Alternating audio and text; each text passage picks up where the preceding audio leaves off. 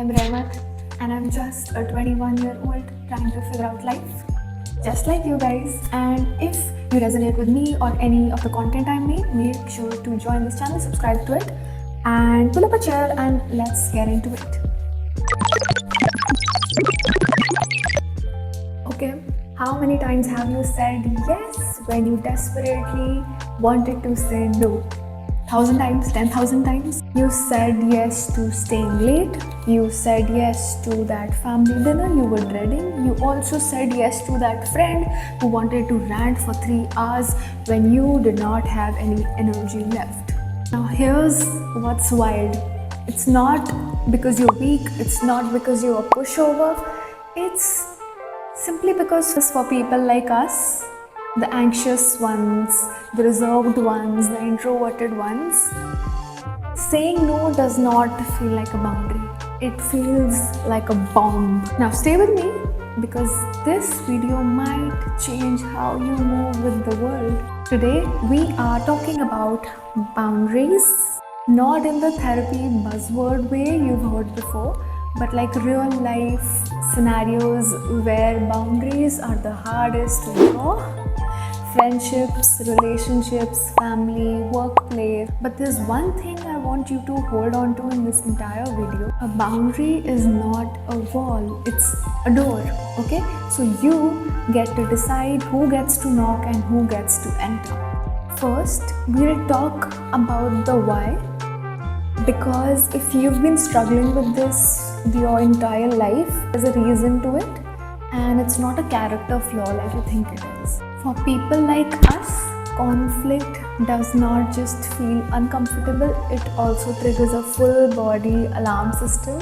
This is because your body treats social disapproval just like physical danger. So you're not dramatic, it's just neuroscience. So when someone asks you something and you want to say no, your mind goes, they'll leave me, they'll not like me, about mission, just say yes. And you say yes every time. So there's something called as a fawn response. It's an alternative to fight or flight.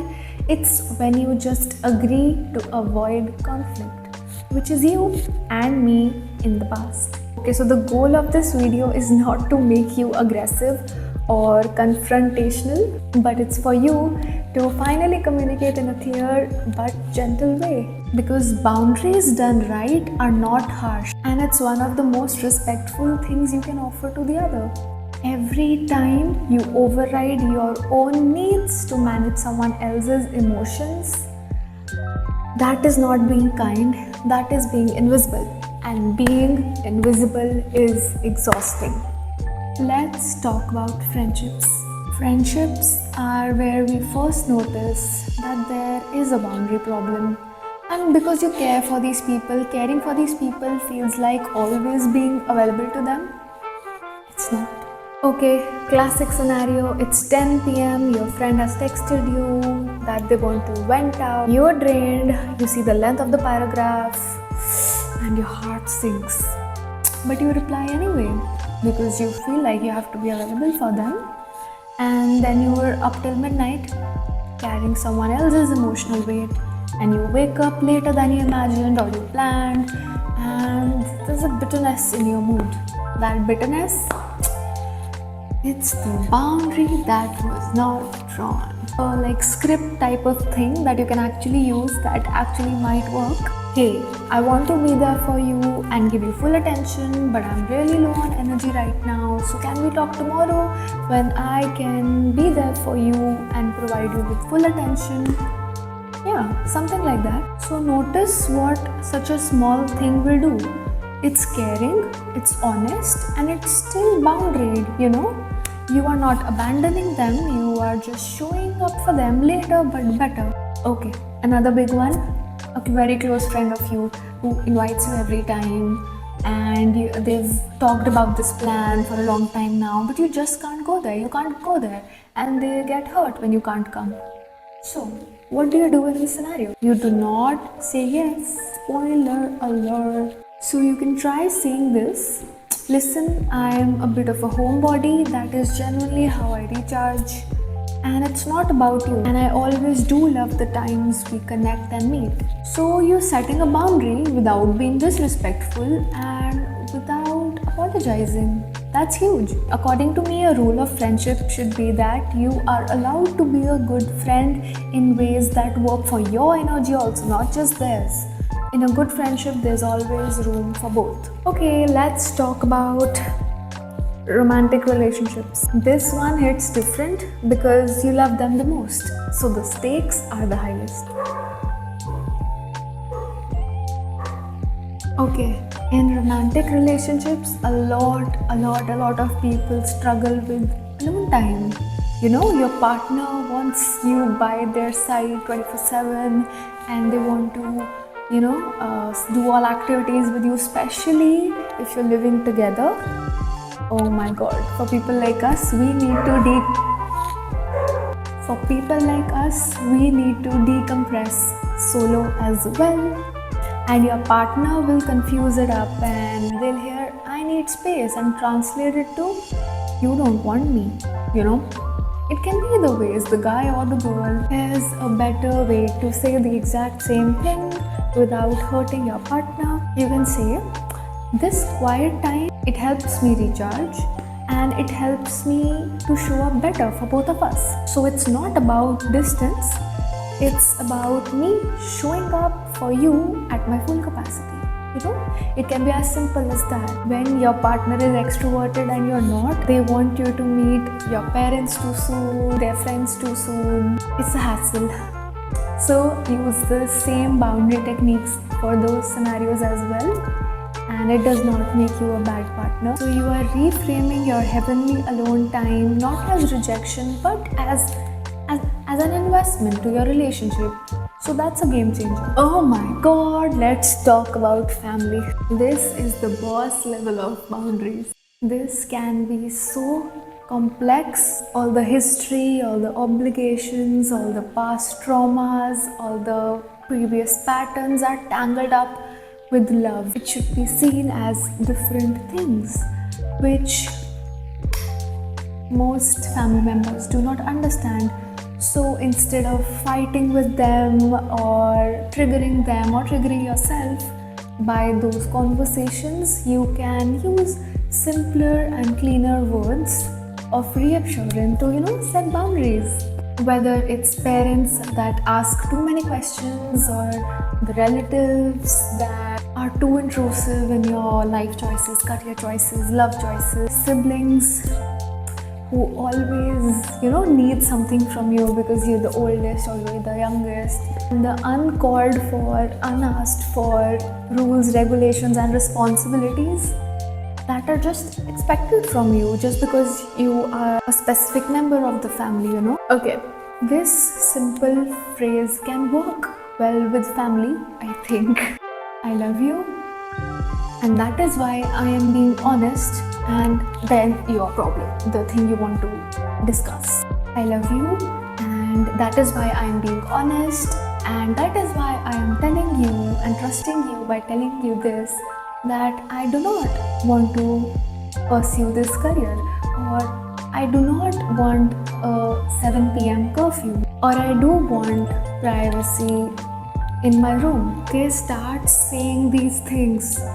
No matter how difficult it sounds or looks, start saying these things or you'll regret it for the rest of your life. You might be 2 years ahead in life and you might be thinking, oh, I saw that video that she posted but I still didn't do anything about it. So do not do that.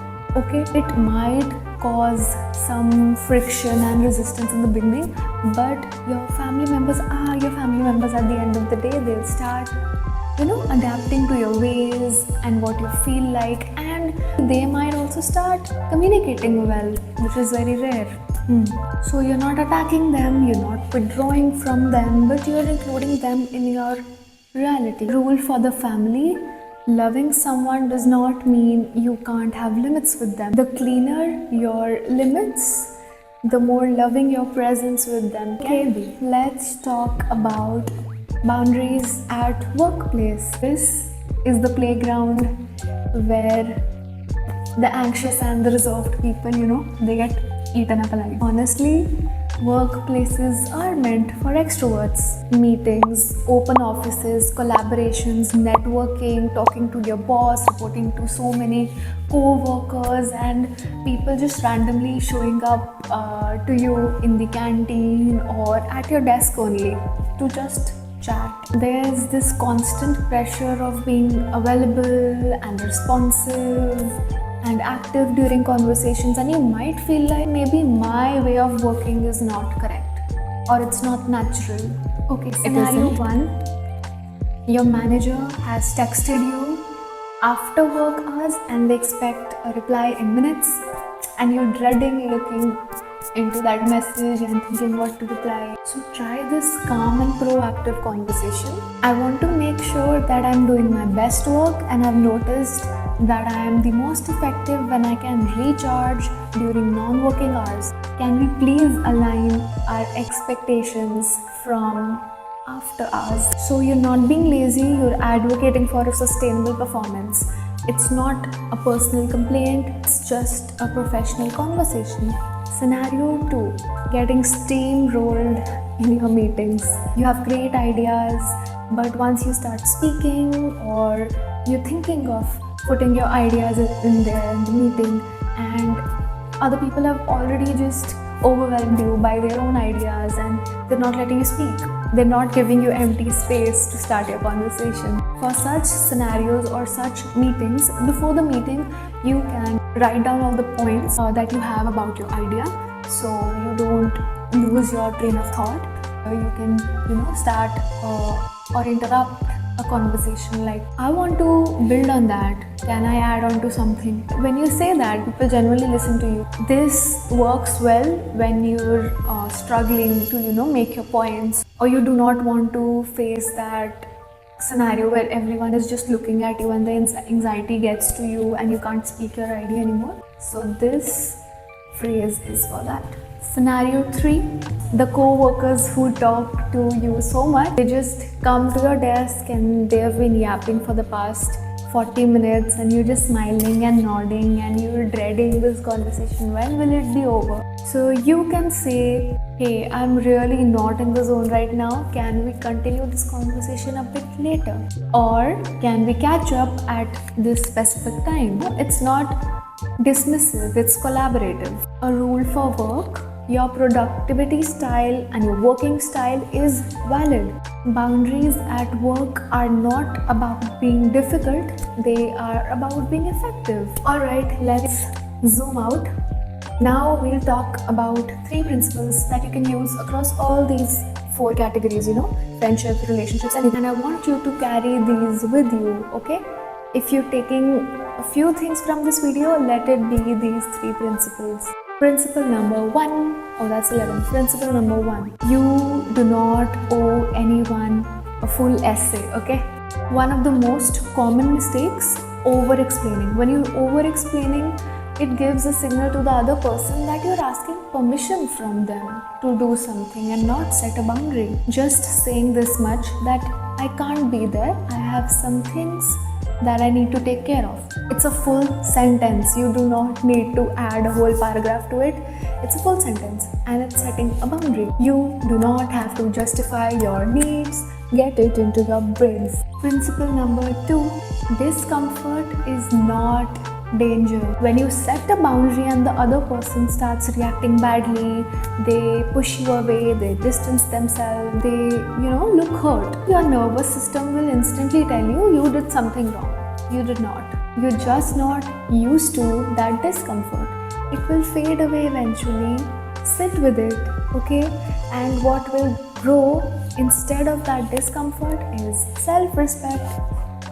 Principle number 3, start small. You do not have to overhaul your entire life tomorrow. You can start with simple small steps, like you genuinely leave an event when you want to, when you thought you wanted to. If it's 8 p.m, it's 8 p.m. You can cancel an unnecessary meeting. You can put your phone on D&D for one evening or one night. Notice how the world does not end. Every small act of honoring yourself will help you believe and train yourself into thinking that having needs is safe. So here is what I want you to leave with today. You are not too sensitive, you are not difficult, you are not antisocial, you are just a normal person who has needs like every other human on this earth. And you're just learning how to communicate those needs effectively in the way that honors you and the people around you. So that's not a weakness, that's wisdom. If this video helped you in any way or form, or you enjoyed talking to me, staying with me in general, share it with someone who needs it, and let me know what is a boundary that you've been putting off setting, and I'll read every one of your comments, and I'll see you in the next one. Take care of yourself.